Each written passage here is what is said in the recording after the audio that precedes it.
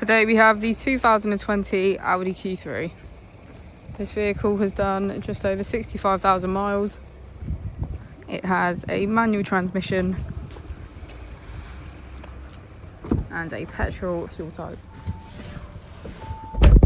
To the left of our steering wheel, we have cruise control as a feature, and on the right we have voice control, automatic wipers and automatic headlights.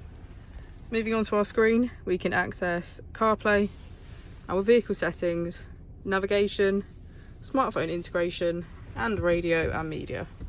If we put the vehicle into reverse, we can see that it comes with a parking camera with front and rear parking sensors.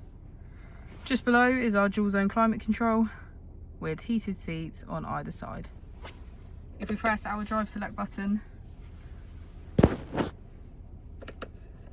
we can switch between our 6 different driving modes. As we go into the back of the vehicle, we can see that it has a full leather black interior.